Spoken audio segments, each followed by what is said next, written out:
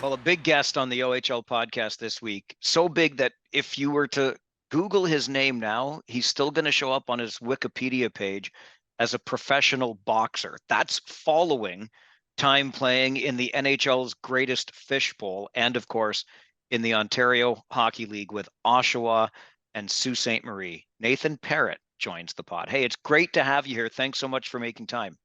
Yeah, thanks for inviting me. I appreciate it. Before we talk about so many things we have to talk about with you, I love to check in on guys whose kids have come through the league, and your son Andrew just finished. How's Andrew doing? Oh, he's doing good. He started the season off in Indy Fuel in Indianapolis. Sorry, too many ins there, but yeah.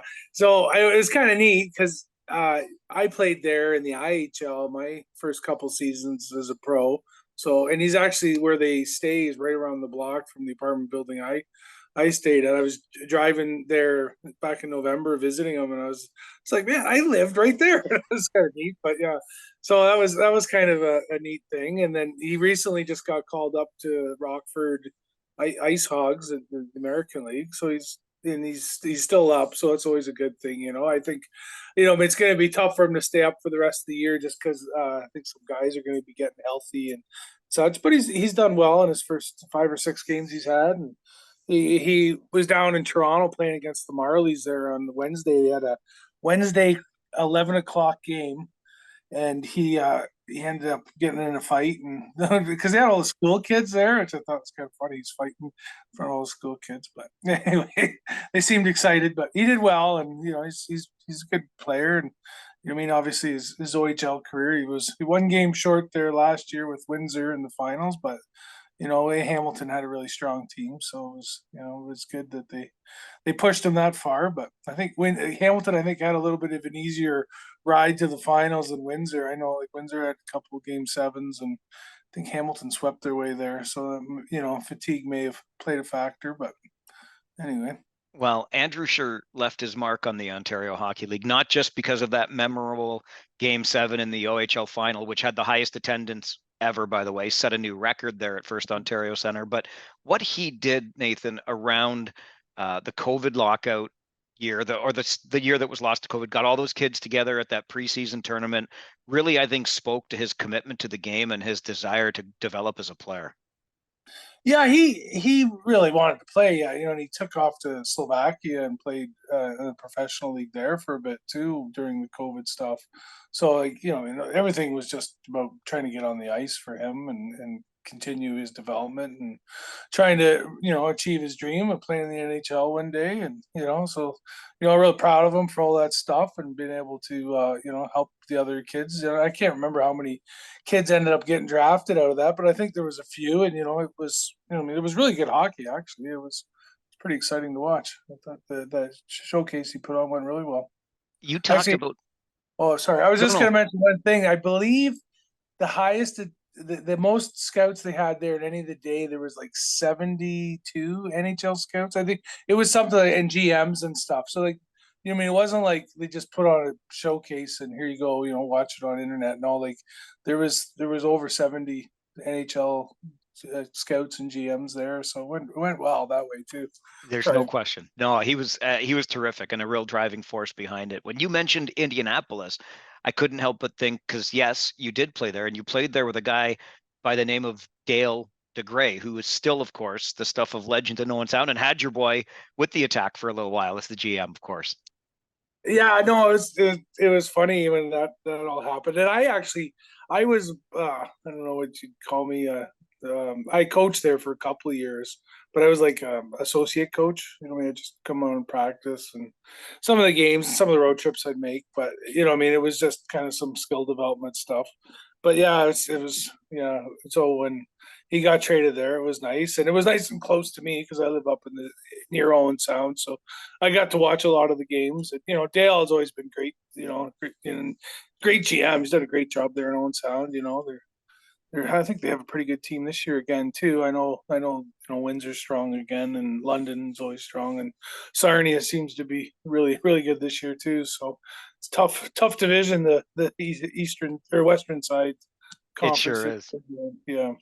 So it's Digger in Indianapolis that you played with, and then Andrew finishes with Windsor and Mark Savard. And I'm just going to guess, Nate, that Savvy was the guy you were supposed to protect in Oshawa when you played together. Is that about it? Well, yeah, I think he protected me. You know? He used to, and yeah, I probably shouldn't say this, but he used to go around and poke guys after the whistle and just like go, like not spear them, but just give them little hacks in the back of the legs just so they would do something. So I would get in a fight. He's trying, want to watch you fight. He tell me. So yeah, some guys didn't really like him too. He was like, man, he was an amazing even at a pro level, he was amazing. But junior, like, man, I think what did he have? 145 points his best year, something crazy like that. Like he was really, really super talented. And when I got traded to the Sioux and Joe Thornton was there, it was kind of funny because they were probably the two best players in junior hockey at that time as far as point production goes. And they were such different players though. But for me, it was just kind of like and you go, I was pretty spoiled. I had to say the least in my junior career, but yeah, I had some good players to play with for sure. Well, Savvy may have put up 145 points, but you put up 180 PIMs after that trade to the Sioux. Yeah, I broke my leg that year, and I put up a lot of PIMs, and obviously I fought a lot, but I was on pace for about 45, maybe 50 goals if I would have got lucky at the end. But when I broke my leg, it was right after the Christmas break. I just got hit with a body check, and the ice was kind of soft, and I had new skates, and I turned and my leg twisted and my foot didn't, kind of thing, and it snapped my tibia.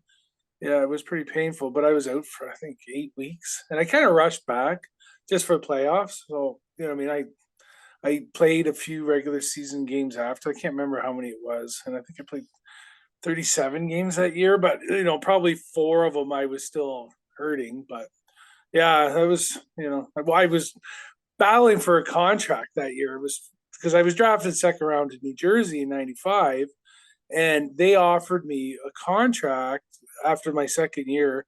And because I had a late birthday, I don't go back in the draft. I become an unrestricted free agent.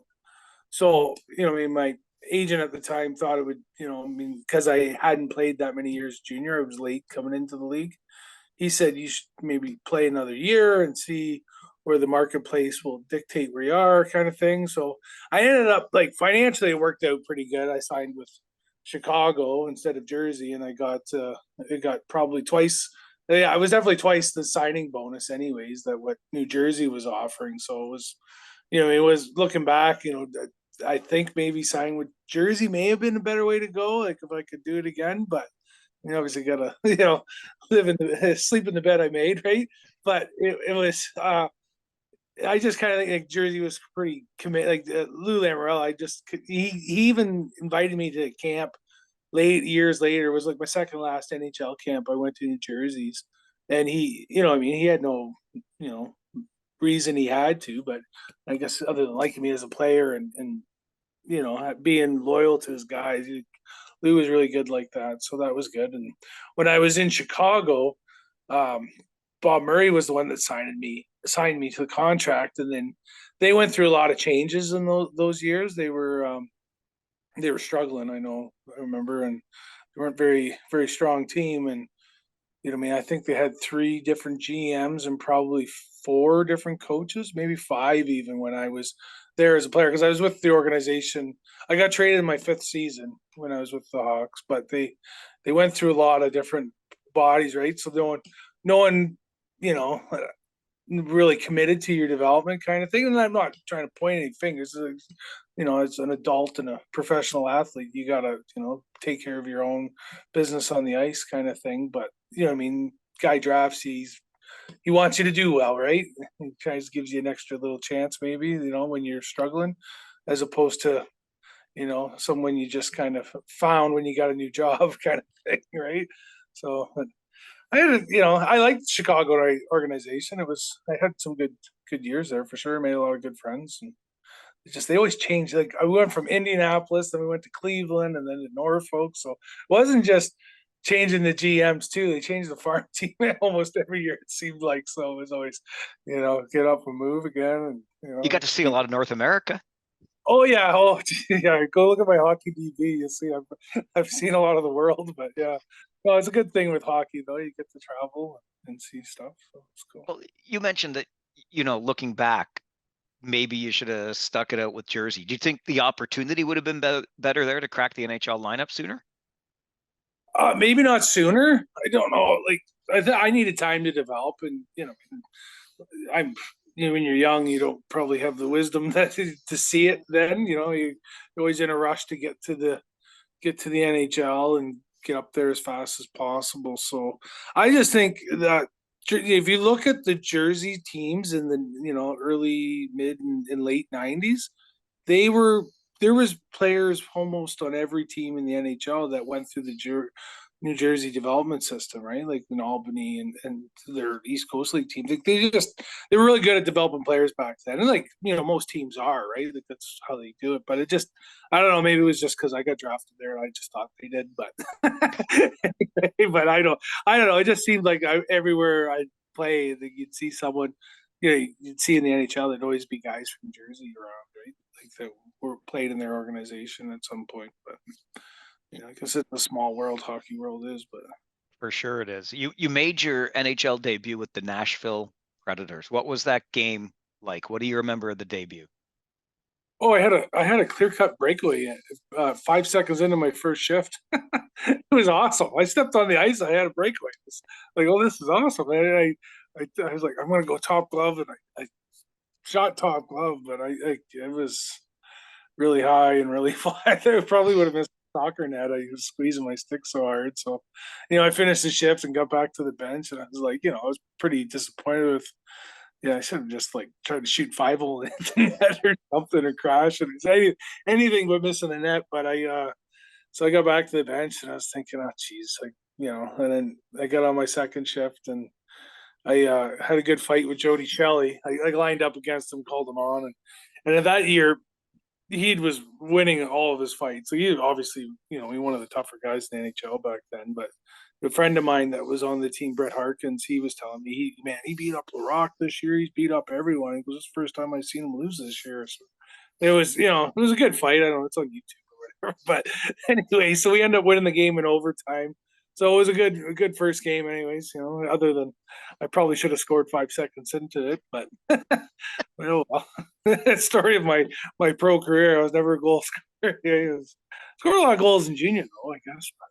Yeah, you put up a share. You were talking about, when you're up there in the Sioux and you would have been on pace for 40 plus that year. That's nothing to sneeze at. Yeah, I think I had just under. I played. What did I play that year? 40 games. I had 20 goals or something. But my second year, I had 30 goals. So it was, I had the ability to put the puck in the net once in a while. I think I just, tried real hard and just kept shooting it as many times as possible. Eventually, it's going to go in. But, Because of the way you played, though, did you buy yourself a little bit of extra space out there on the ice? Oh, I needed every bit of it. Anyway, yeah, no, for sure though. Like if you're going into the corner, and I'm probably 99 times out of 100 looking for a hit instead of the puck. I mean, sometimes guys kind of hesitate a little bit. Not everyone, but it gives you a little bit, and you notice it, right? It helps for sure. Get a little extra time and space offensively is always what you're trying to create, and take it away defensively. But it's I don't know. I guess when I did play, I was kind of known as being a little crazy. So I don't know how much I was just playing into it, trying to get more space. But I did have a couple of fights along the way. So well, I was going to say, however, would you get a reputation like that as a little crazy, huh? Yeah, a little bit. Well, yeah. I remember. Well, the one I say, do I like fighting? I did. I liked the competition of it or whatever. It didn't hurt anyone, but it was fun, right? You just drop your gloves and have a good fight. If you get bloody a little bit, it's not. You never want anyone to get hurt too bad, but you just wanted to win the fight and help your team win. So we were playing a game on TSN, and I just scored. I think it was either my first or second goal of the game. I remember I had 2 goals and assists that game, but right after goal, we were lining up, and I can't remember the guy's name. I wish I could, but and I was like, I turned, I looked at him. I said, "You want to go?" And he's like, and we were up in the game by a couple goals, and like he's the one that should have been asking me to fight, right? He's looking at me funny. He's like, "I guess, like, why you just scored a goal? Why are you calling me on?" But just I mean, I was like, I'm on TV. I gotta get in a fight. So I can score any day. I gotta fight. This is a national TV game. Anyway, so yeah, it was a little different back then, I guess. But Most people that I even still talk to this day say when you were in the league, you were the toughest customer. Did guys shy away from you, or was there somebody that you made your mark against in the O? like there was, man, I remember having some tough. I lost one fight. I remember convincingly to Frederick Oduya, if you remember that name. He I played up in sure do. Omaha. Yeah, he was tough. Like, and he like threw from weird angles. Like, I was a good. I learned a lot from that fight because it was just, I mean, it's kind of the way if I was teaching someone how to fight, I'd teach them that anyways. But yeah, I know it was just, it was like you weren't allowed to take your jersey or your helmet off. Sorry. So if you took your helmet off, I was a rookie, and like you can't take your helmet off, you'll get a big suspension or a big fine for the team, right? They didn't want to pay this. I think it was $500 or whatever it was. So I was like, oh, that's a lot of money. I'm not going to take my helmet off. And we grabbed each other, and we were going to fight. And he starts kind of held me out because he was really tall, and he's like, he grabs his chin strap, and he's like, let's go buckets. And I was like, I was all confused. I was like, well, I can't. I'm not allowed. They told me not to. I was like, anyway. So then I was like, I kind of paused for a second. And then all of a sudden I got hit with this tire iron. I was like, who's throwing bats at me from the stands or something? I was like, what's going on? And all of a sudden he hit me again. And I was like, and I tried to throw a punch back, but he had me off balance at this time. Like I was just like, yeah, okay, stay focused. Don't lose your focus in a fight because it could go horribly bad. But I end up fighting him a couple more times in my career. I think, but we had some good fight. He was tough, and oh man, there was all kinds of tough guys back then. I remember Matt Johnson got sent back from the NHL to Peterborough for a bit of that season. Remember they had that lockout, and he was back for like half a season. I remember guys were just tiptoeing around him. No one wanted to go near him. I never got on the ice with him because I was like, oh, thank God I'm on the first line, right? Because I was playing with Savard and Larry Corville at the time. So he was like a third liner. So I was like, yeah. So I was just like, okay, I don't have to fight him today. That's good. I can stay away from him. I'm not just no scared, but yeah, it was. But there was, I mean, it seemed like every team back then had a few guys that were really tough. So Stan Butler was your coach in Oshawa, and of course, he's just back into the Ontario Hockey League for another go around with the Erie Otters. yeah, good for him. Yeah, no, Stan was great for me. It was his first couple of years in the O back then.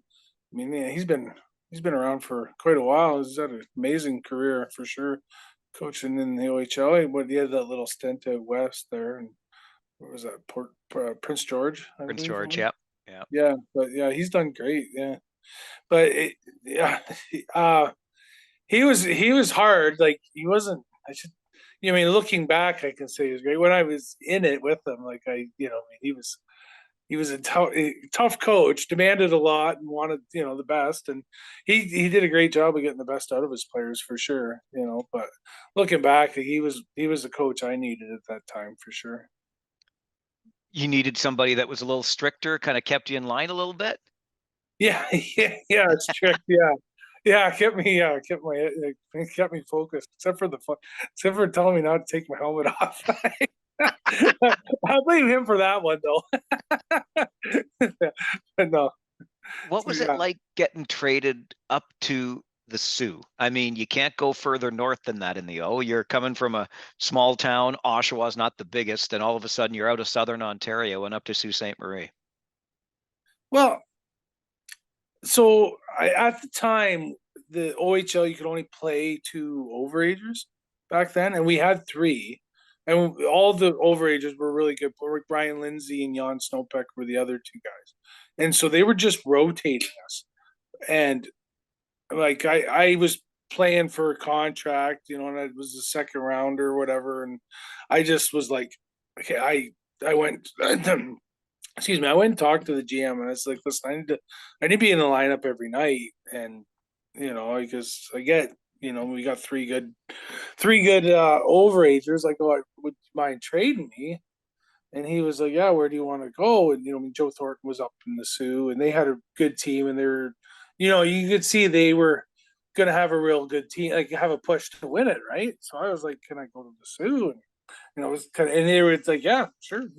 We'll try to make that happen. And they were great about it. Just, sent me up there because that's kind of where I picked to go, I mean, it would like I said, going from Savard to Thornton is, I mean, you're not missing a beat there, right? Like, so two of the most talented guys that were in the league, like they were the two most talented guys in the OHL at the time for sure. So yeah, so it was good, and it was kind of funny. Oshawa ends up winning the championship that year after I left. I feel like we got hosed. Like Brian Wiesenberg, and you remember him from Guelph? Yep. Yeah, he's a great player, But it was a crazy story because we're playing the game. I think we're up 1-0 in the series. In the second game, a linesman got hurt, so they continued the game, and back then they only had one ref. So there was only one linesman and one ref on the ice, and it was like we were up by a goal, and there was like a minute and a half left in the game, and the linesman, one that's left, was picking up a broken stick, so he didn't see what happened, and the ref with the side of the net or whatever, he missed what happened. The puck got shot at our goalie. It rebound popped up in the air. Wiesenberg grabbed it with his hand and threw it in the net. And I remember on the news that night watching it, you can clearly see grabs it with his hand and throws it in the net, but no one saw it, so it counts. It's a goal, right? So we go to overtime. Like a minute in, Wiesenberg comes out and scores an unbelievable goal. Like it was just like, highlight reel goal. And it was like, oh, and it just kind of like, I don't know what it was, but it just kind of popped the air out of the balloon. And I don't know, we couldn't recover. Like the team just kind of collapsed in on itself, and they kind of marched on and beat us in the series. And I mean, we had a really good team. I remember we had Mark Morrow. He came up there, and he was really good defenseman. Rick Jackman, and he was 5th overall player. Drafted in Dallas. I'm trying to think of all the other guys. We had a really strong team though, and just ended up, yeah. So, that's why they play the games, right? Oh yeah. Obviously, Guelph had a good team too that year, so they ended up beating us. But Oshawa had the best, so they ended up. Yeah, that's why they play the games. But you're not supposed to be able to throw the puck in the net. Come on. No, I know. But just like if the one linesman doesn't get hurt, he's there and he sees it. The other linesman doesn't pick up the stick in the middle of a play. Anyway, so it just whatever. If it happened today, they'd go to the video replay and see it, right? So it's just it just happened to be, it is what it is, and yeah, it's kind of funny. And then started my pro career after that. What was it like playing with Jumbo? Oh, he was great. Like, such a fun guy too. He was always smiling and happy, and good sense of humor, and like unbelievable talent though. Like you get on the ice and you'd like.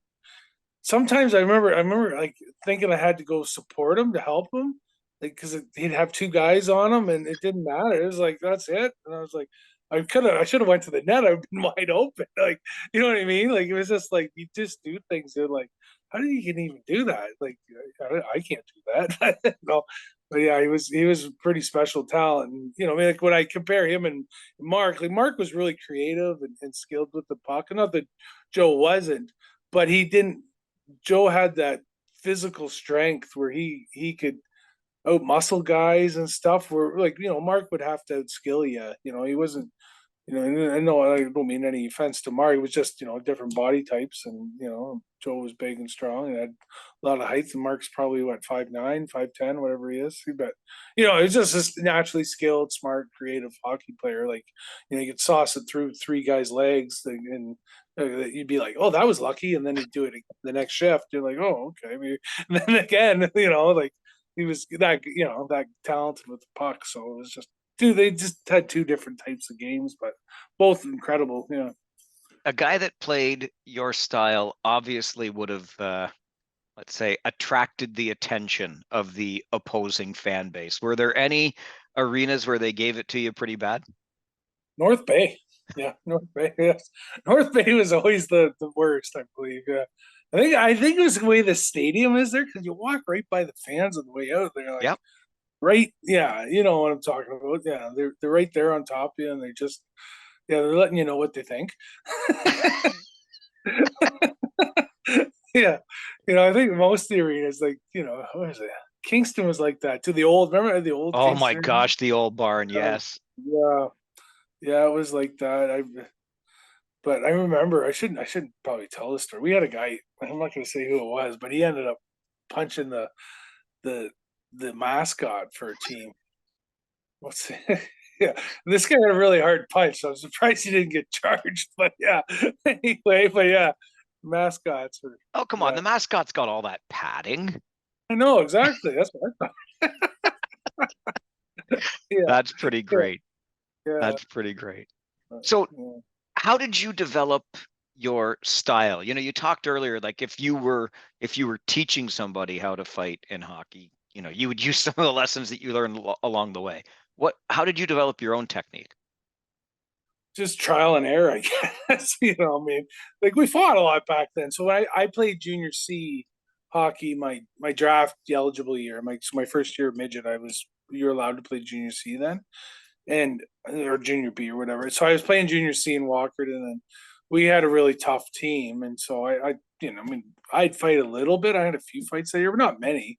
But we had guys on our team. That's all they did. Like just come in and they wanted to fight. And remember a guy named Mike Bajorny. I don't know if you remember that name. He played in the Quebec Senior League. I think might have played a little bit in the Central League. I can't remember exactly, but he was a big, strong, tough player. Anyway, so me learned from that, and then I went and played St. Mary's the next year in Junior B, and we had a couple more guys I played with. Like we won the championship that year, but we had a tough team. Like I had 230 minutes, I think it was, in penalties that year. Probably like 30 some fights. I can't remember exactly what it was, but I was third on the team in penalty minutes. So, and that's a lot of penalty minutes. So, yeah. So, and like it seemed like everyone on our team wanted to fight back then. And we won. I think we won 42 out of 48 game schedule or something like that. Yeah. So we were like tough, but really good as well. So, and then I mean, you come to junior, I don't know, guys work on stuff after practice and just figure out what you do. But I remember what's his name, Perna, Yanni Perna, Oh yeah, something. yeah, yeah. Tall defenseman with he was with Niagara, and I was fighting him in Oshawa. I remember, and I was throwing rights, and I couldn't reach him because he was so tall, right?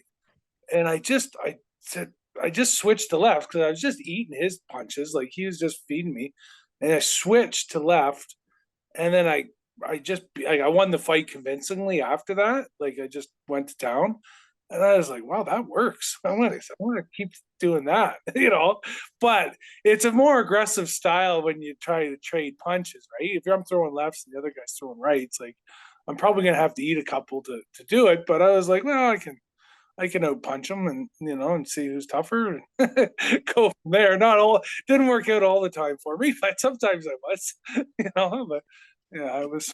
It's kind of how I got into throwing both hands too a lot because when if you switch at the right moment and you do it correctly, it's a very effective way of fighting. If you're shorter like me, I wasn't too short, but I'm only 6 feet, so most of the guys I fought were taller. Well, that might have set you up for your fight in the pros when you took on the tallest guy in the entire league at 6'10". Yeah.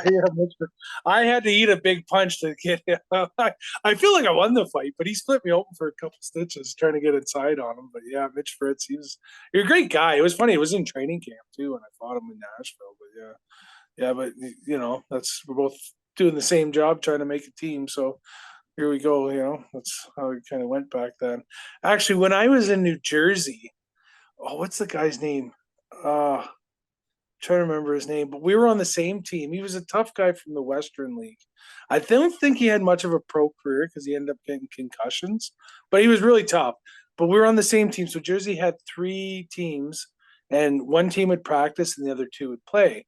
So our first day of practice, we're doing this one-on-one drill in the corner.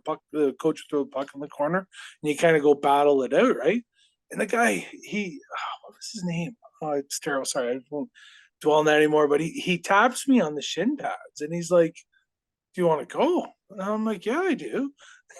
So the coach dumps the puck in. We drop our gloves and start fighting, right? In practice. And it wasn't nothing like malicious. It's just 2 guys trying to make a hockey team, right? And so we start fighting. And then Ken Danico, this guy's like the shaved down grizzly bear. Like he's massive. And he grabs me from behind, puts me in a bear hug. And I go down to my knees and he's holding me. I can't move. And this guy just starts teeing off on me when I'm on my knees. I'm like, he's hitting me. I'm looking at him. I'm like, are you serious? Like, I can't even move. What are you doing? But I think he was just in the heat of the moment. You know what I mean? I get it. Like, you're in a fight. And, sometimes the linesmen jump in. You don't really break up, right? You try to, but, like, it's an emotional, it's adrenaline rush. And, I mean, you're going and sometimes it takes a second. But he ended up stopping. And I was like, Ken, what do you like? I'm still buddies with Ken actually today. He's a really nice guy. But always kind of tease him about that. Like I said, you got me cut. Yeah, I think he's got to at least buy you a steak dinner or something after that. Well, he did. He actually did. Yeah, it was good. Yeah. He's good. Yeah, I couldn't move. He's too strong. He's holding me. I was like, I couldn't even move. Yeah, don't see that very often anymore. I don't think. I remember my last training camp there with Jersey. This was years back. Claude Julien was the coach. So the first day, he's driving me to the rink, and he's like, "Hey, Nathan, you get a chance to fight in exhibition games if you want." But he goes, "We don't really have won any fights in inter squad games." And I was like, Claude, I can. I'm not going to get you 20 goals this year, but I can definitely get 20 fights. Let me practice, right? Like I get to practice my shot. I don't get to practice fighting. Like let me try and make the team at least. But yeah, he just kind of laughed, and it was like, oh, okay, so I guess I don't fight. I don't know, but yeah. Anyway, yeah, game changed quite a bit over the few years there. It certainly has. How do you feel about it today? Yeah, how do I feel? Try to be politically correct with saying it, but I don't know. I don't know if it's for the best thing. I mean, it was kind of nice when guys would be able to police themselves a little bit more. I mean, it seemed like a cleaner game at times, but I mean, the skill's great. Like, don't never try to knock that part of the game. But I remember, so I played over in Switzerland, and I never played a game. I got a silver medal. I was with SC Bern for a playoff run. John Van Boxmeer was the coach, and he brought me over. It was like the year after I played with Dallas. I couldn't get a job anyways, and I was just working out. I was actually boxing amateurly at the time just to stay in shape. And I got a call from him, and he said, "Do you want to come over and help us playoffs?" And I was like, "Yeah, okay." But I forget the guy. He was the head of the International Ice Hockey Federation. He was a Swiss guy, right? And he'd always say, "Oh, we got to get fighting out of the game. It's terrible," and all this. And I was like, well, I spent a little time in Switzerland at playoffs, and after every game, because I'd come out right after because I didn't play any games, I just watched, but take the warm up and try and intimidate the other team was all they had me do. It was hilarious. Paid me good to do it though. It was awesome. Great experience. I loved Switzerland. I was like, man, I wish I was a better player. I could actually get in the game, but it's great people over there. But yeah, so you come out of the arena though, and there's cops with all their riot gear and the dogs and all these made like these riot fences that try and control police, and then there's fights everywhere. Like everyone, they're having a good time at the game. They get all amped up, and they come out and just there's brawls everywhere. Like it was crazy. I couldn't believe how many fights there was more fights I ever seen over there in Switzerland after a game than anywhere else, right? And I was like, well, that's got to be way better than a couple trained athletes under a controlled environment than these guys, drunk kids in the streets fighting. That makes way more sense to do it out there than on the ice. That's kind of the way I looked at it. It was like, you think you'd want us fighting on the ice, and maybe they'd calm the kids down a bit, not have some. Maybe it wouldn't work over there. I don't know, but I thought it made more sense my way. But That sure does. I'd have to agree with that. Now, I thought it was only soccer hooligans when it came to fans like that. I didn't know it happened in hockey. It's when I was there, it was crazy. I couldn't believe it. Everywhere we went, it happened. It wasn't just like I was with SC Bern, so like in Bern, Switzerland, but we played Geneva the first round, and then Zug, which is like a little suburb of Zurich, and then Davos in the final. We lost 1-0 in the final. So mad, but I have the jersey still, so that's my only proof. There's no hockey DB about it, but I got paid, and it was a great 7-week paid vacation in Switzerland for me. So yeah, it was awesome there. Like honestly, like it was funny. A funny story. So the trainer, I ended up becoming good friends with him, right? And he was a pro boxer at a time, and he had an injury and had to stop boxing. So he goes to me one day after practice. He goes, Nathan, I got a guy for you to spar with. He's a heavyweight, and he's like, there's not many heavyweights here in Switzerland, so would you mind going and doing some sparring with him? And I'm like, yeah, of course. And so he drives me out to this boxing club, and there's like, I couldn't believe how many people there just to watch a spar, right? And I come in, and we start off, and all of a sudden I catch him with a big left hook early in the first round. And then, obviously he was a pretty good fighter, and we had 5 rounds where we just beat the crap out of each other. And then like it was hard. And after the 5th round, I go to the trainer. I'm like, his name was Sasha. Well, Sasha, I'm done. I'm tired. And it was like, okay, it was good. It was a good sparring session anyways. And I was like, and I was just early in my boxing career then too, but I was like, that guy, you just said he just started. I go, man, that guy was really good. He was, and he was like, he goes, and we're driving back after. He's like, yeah, I didn't want to make you nervous, but he's fighting for the Swiss heavyweight championship in 2 weeks. And he wanted to get, I was like, what? He ended up winning too. He ended up winning it. So I felt like I helped him win. But he was like, I didn't want to make you nervous. He goes, I'm really glad you didn't get hurt, because I would have felt I would have had to explain it to the GM why he got hurt. I was like, I wouldn't have said anything if I did, but yeah, it was pretty funny. Yeah. So it sounds like there wasn't any choice but for you to end up turning into a boxer. Oh, I wanted to box. Like I wasn't like I was. So how did I choose to box? So before I went to training camp in New Jersey, my second last training camp, I went out and trained in Santa Monica the one summer. Like so after the year I played with the Dallas Stars.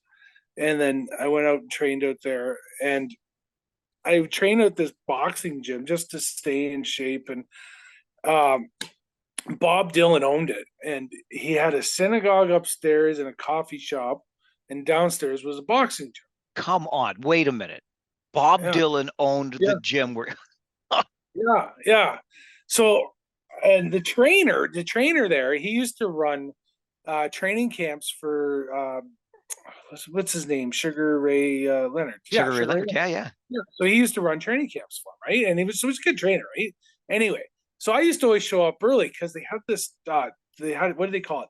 Top 10 model boxing. So they had these models come in, and they were a full cage, and they'd box. So I'd always show up. You know what I mean?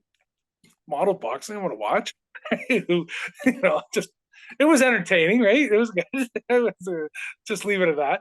Anyway, introduce myself, okay, I'm like box, but it was great. Like Gary Sinise was there, Peter Berg. So I used to spar with Peter Berg, and so it was pretty cool. I'd meet all these actors and stuff, and they'd come in, and they'd be, the trainer. So the trainer said to me though, he goes, Nathan, you could probably be a pro boxer. You could be a heavyweight boxer, because I can punch hard, right?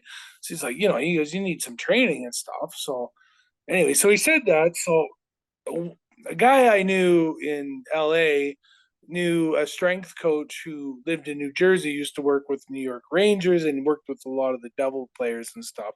But he was also a strength coach for boxing as well. So when I went to camp with Jersey, I ended up meeting this guy through a mutual friend in LA. And so I started going and seeing Tommy Brooks as a trainer when I was in training camp with the Devils that year. So I'd go and train with Tom. He was Mike Tyson and Vanna Holyfield's trainer and stuff. So yeah, so I kind of got into it there. And then when I got released from the Devils, I went to Toronto and I just started doing some. I was actually playing with the Marlies at the time for a little bit, and I started just doing amateur boxing just for fun and kind of went from there. How much different is it? Boxing as opposed to, I mean, it's got to be technique and everything, but fighting in Yeah, hockey and boxing. it's so much different. You Yeah. can't even, yeah, like, I mean, both you have to be really tough. Like, there's no question about that. But, I mean, in hockey, if I didn't feel like fighting, I just didn't fight, right? Like, or even if I did fight, I could just slip on the banana peel if it wasn't going well. You know what I mean? Or tie the guy up, like in a boxing match, you get in there, like, bring you in half naked and get gloves on and here try and kill each other. It's it's no playing boxing. I'll say that. Like it's real. Like it's really hard. It's tough. Like yeah, he was. Yeah, I remember my first fight went well, and it was funny because it's down in Philly, and yeah, I had a bunch of guys like Mark Bell. I was friends with because we played in Norfolk together, and he was with Philly at the time. And so he brought a bunch of the guys from the team.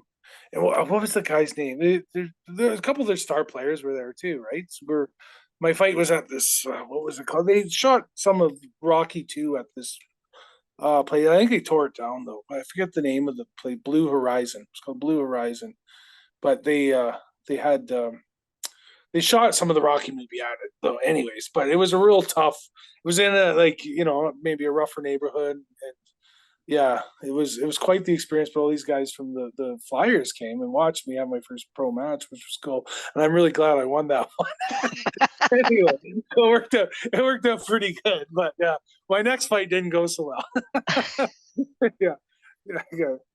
But It, it's a tough sport, right? It's hard to be really good at it. well, I'm just listening to all of this, from the hockey experiences to the boxing experiences. Are you afraid of anything? Like you gotta have some kind of courage, Rock, to stand in there knowing that the next person's just the guy opposite you is going to punch you as many times as he can until you fall down. Yeah, maybe it's just stupidity. I don't know. I don't know. But yeah, like you said, a firefight. Like I got no problem running into a burning building either. So I don't know. Yeah, I think I have to be missing a few brain cells or something. But you train for it though. Like and yeah. I look at like I've had in the last 7 years. I think I've had 5 surgeries. I tore both my biceps. I had a shoulder reconstruction, I had a knee surgery, and I had my nose fixed because I broke it like 15 times and I couldn't breathe out it anymore, right? So I had to get that fixed. So I haven't boxed since I stopped sparring ever since I did the nose surgery because I didn't want to break it again because I guess the next time you do the nose surgery, it's not as effective. So, and I feels great. I can breathe through my nose finally. Like it's been, I can't remember how long it was that I couldn't breathe through my nose, but yeah. Most of us take that for granted, Yeah. Well, there's times when you can do it, right? But so it's you pay a price for it, right? Like physically, like I need a knee replacement, I need a shoulder replacement eventually, and like you got to sacrifice that part of your body to do those kind of things for time. It's I mean, it's all just from wear and tear, right? Like especially like shoulders more from body checking than anything. Like I mean, that was part of my game. I had to hit, and it was like every shift you're looking to hit somebody, like just hit, and especially when you play most of your career in minor pro, right? Like IHL and AHL, you do it probably more frequently than you would in the NHL when you're playing a lot more. Because play like I think I averaged like 5 minutes a night in the NHL when I was in the lineup, and then I mean, in the American League, I was a top line guy. I played like usually in the second line for most of my career, I'd say, and I got power play time. But I played a lot more. So you play in, between 15 and 20 minutes, so you get a lot more opportunity to get body contact and a lot more fighting and stuff. I think my second year pro was my most fights I had. I had 37 fighting majors that year.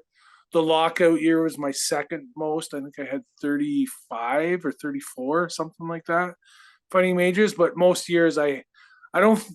The only year I had under 20 fighting majors was my year with the Leafs, and that was, or no, I guess Dallas that year too. So when I was in Toronto and when I was in Dallas, I had 16 fights in Toronto, but I only played 40 games, right? So I was almost fighting every other game still.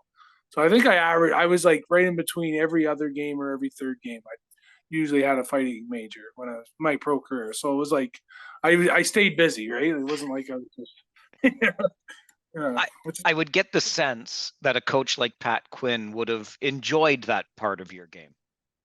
yeah. Well, I got a funny story about that. So Pat comes up to me the one day and he's like, he's putting Ponokarowski in instead of me. He's like, Nathan, I'm going with a skill tonight.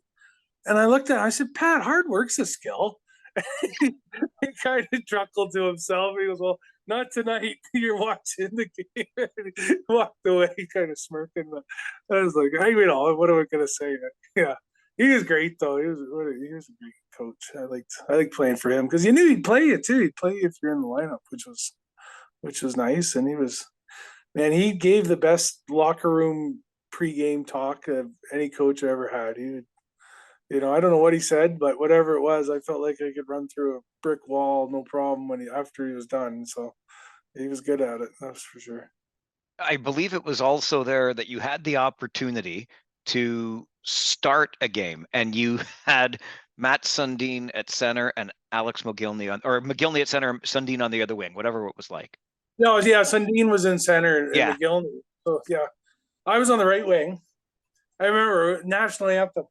Listen to the national anthem. Yeah, it was the only game I got to start. It was pretty awesome, right? Like, anyways, Caberlet and McCabe on the point, and Ed Belfour in net, right? So I was like all-star team and me. But it was amazing, right? Anyway, so McGillney comes up to me and I call him Almo, right? He's like, "Hey, Nathan, do you mind playing your off wing tonight? Because I kind of like playing my off wing." And I was like, "Man, you can do whatever you want."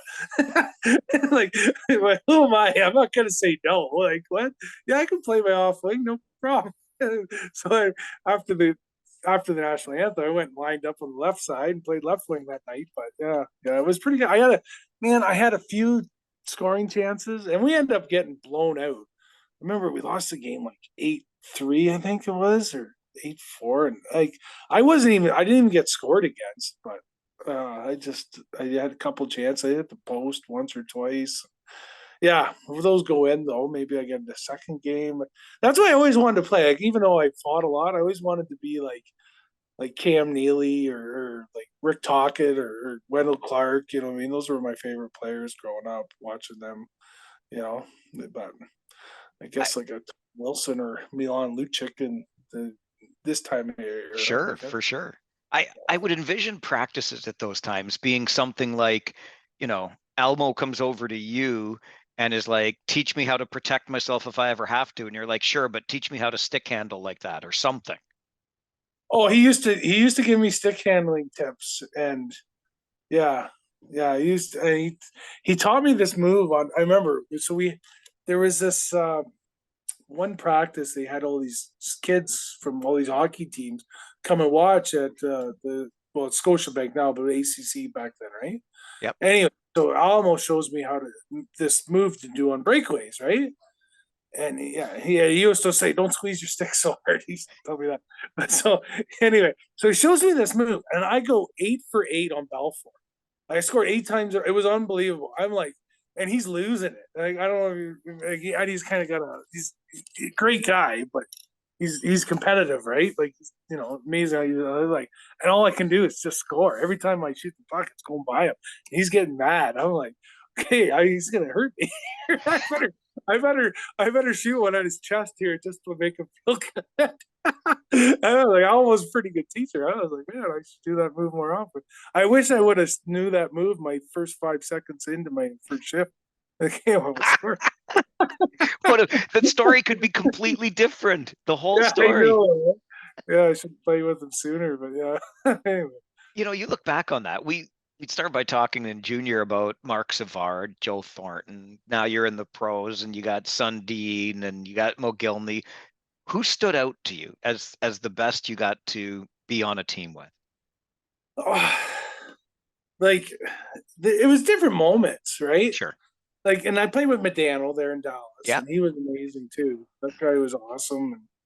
But like from what the impact on a game, like Sundin, sometimes he could take over a game. I don't know how to explain it. Like he would just dominate and be like all of a sudden he would win the game, and you knew it was all him, right?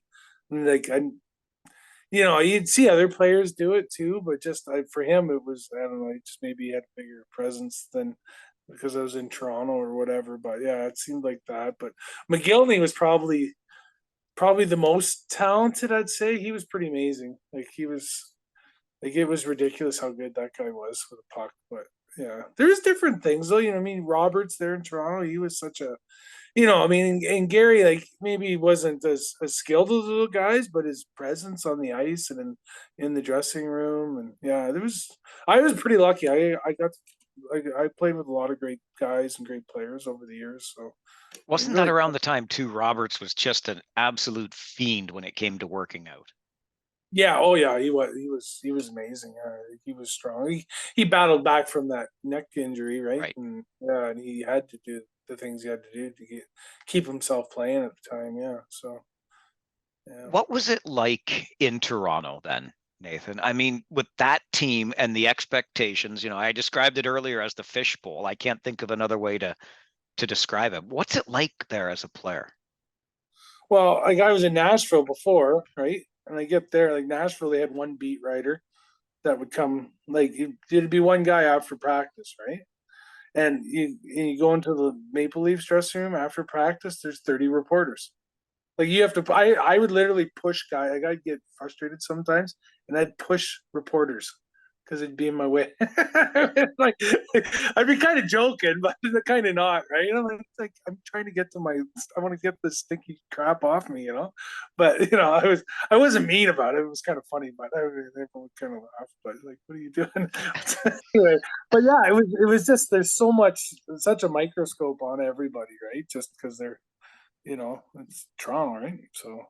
So yeah, some guys can handle that pressure. I don't know, but it was so much easier. I mean, even Dallas, you go to Dallas, and I mean, it was a little more of. I think there was like three guys, not 30. And if something happened where it was exciting, there would be like 50 reporters in the locker room after practice, and you're like, can't even get to your room because everyone's like, there's nowhere to walk. Yeah, it was crazy. What do you think now? Dubas, the moves. Is this finally the year that the Leafs can break through? I hope so. I'm not. Yeah, I'd be betting him if I knew, right? But yeah.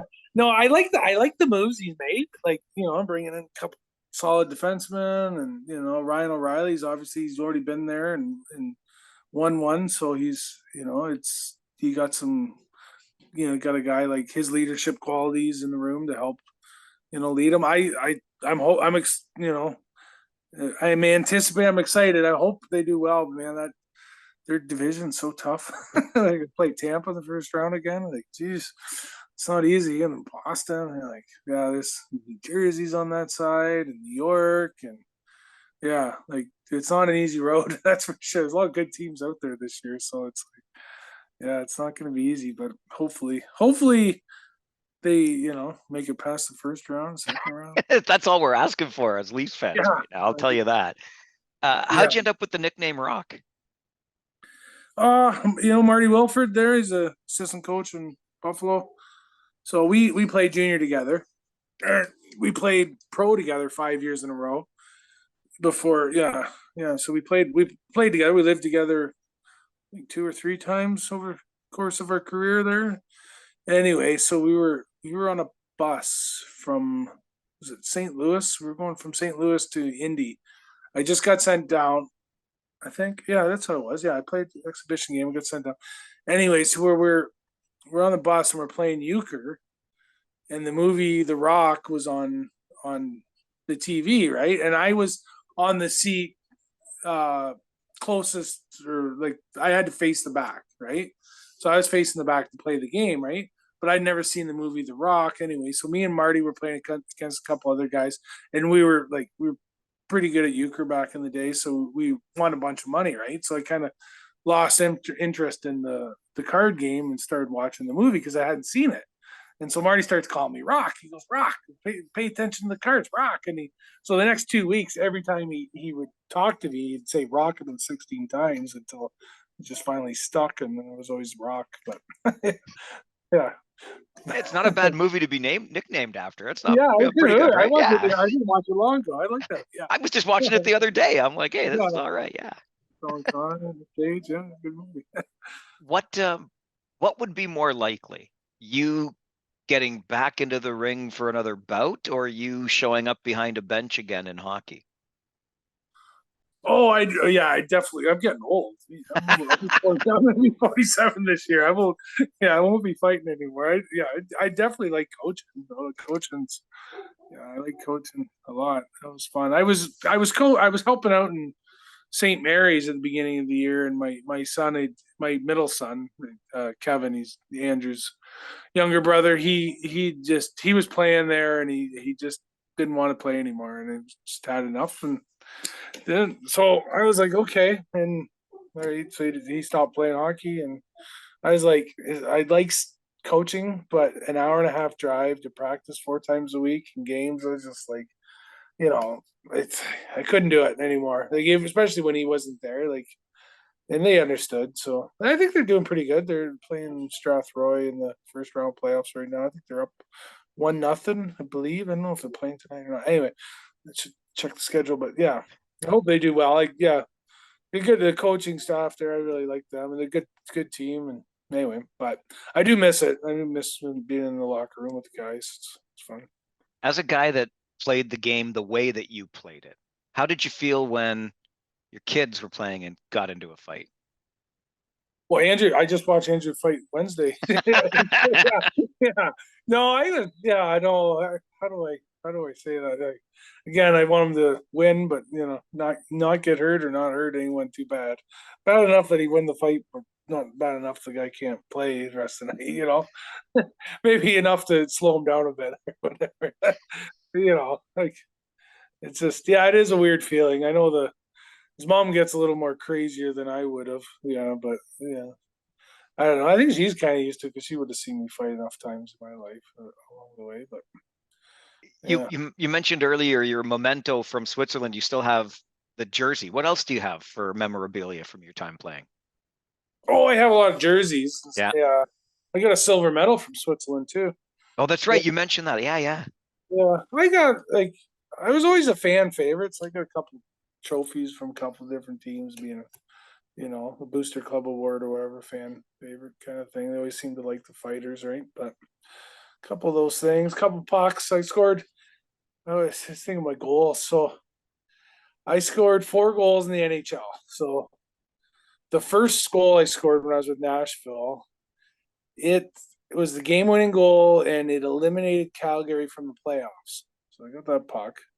Yeah, that was, I remember we won 5-2, and Ginla scored both goals, but I think it was his 47th and 48th goal of the season. That guy was amazing, but he was on fire. But I remember before the game, we can't let Ginla score. If we scores, we're not going to win this game. And he scores 2, but we still won anyway. So then I got one from the Leafs, and it was just like, that one's, I hit the post 5 times that year. But anyway, so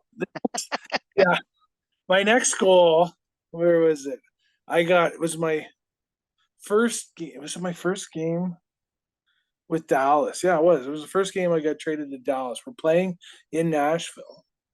Yeah, so my first game with Dallas, I was playing in Nashville, and I get hit in front of the net, and I get laid out with a body check, and the puck goes back to the D. He shoots it, and the rebound was up in the air, and I hit it out of the air into the net, right? And it popped up over Thomas Volkun's trapper, and he was swinging at it a couple times. It looked pretty cool. It was the ESPN highlight of the night, which is a huge deal, but it wasn't like, I should give more credit to the announcer.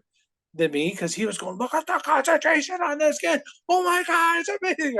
It was pretty funny. I can't find it on YouTube. I'm like, it was on ESPN highlight of the night. I'm like, that's what I always tell my kids. Like, anytime they kind of give me back talk, and I was saying, once you're ESPN highlight of the night, then you can talk, right? But because it's a big deal. Like you get on TSN, it's it's good, but it's not ESPN. It's the States, and they obviously like their baseball, basketball, football, NASCAR, and probably 16 other sports ahead of hockey.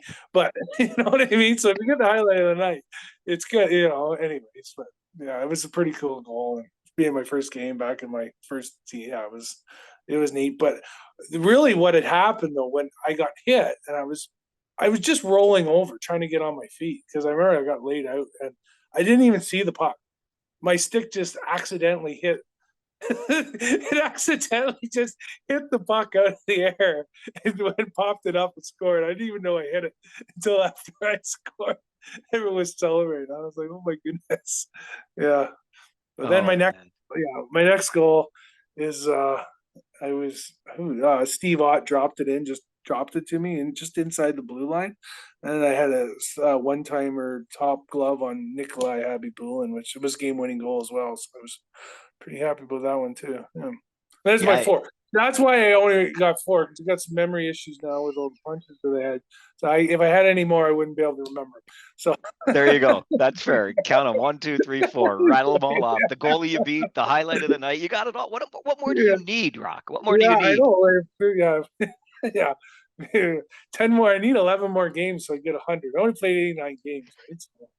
Right? So, so I was like, I was just thinking, all the time you spent all over the damn place, through the minors, the show must have just felt like the greatest 89 games of your life. Well, I was there for 194. Apparently, I'm really good in the weight room. They appreciate it. But no, yeah, it's honestly like you can't even, when you think about how good it could be, it's probably even better, right? Like there's no, I can't describe how amazing it is when you're there. It's pretty awesome. It's a hard because you're always on edge. Like when am I going to get sent down? It's very competitive that way, and you always, but it's like, you're just doing everything you can to help the team win, no matter whether you're in the lineup or not. You're just always trying to be ready and get bigger and stronger. But the way they treat you, and obviously the money's really nice too. But it's pretty good. The team is a little like I can't even explain the way it feels different in the locker room and stuff. Like everyone's just seems happier. Because I don't know how to explain it, but yeah, it's pretty amazing. Anyway, say the least. Well, if it's one thing we'll take away from this conversation, it's that hard work is also a skill. Yeah, that's right. Yeah. It is, isn't it? You gotta work at it. I agree for sure. Absolutely. Yeah. Absolutely. I really appreciate you taking time to do this. It's been a lot of fun. Thanks for sitting down and having the conversation. Oh, thanks for having me. I really appreciate it.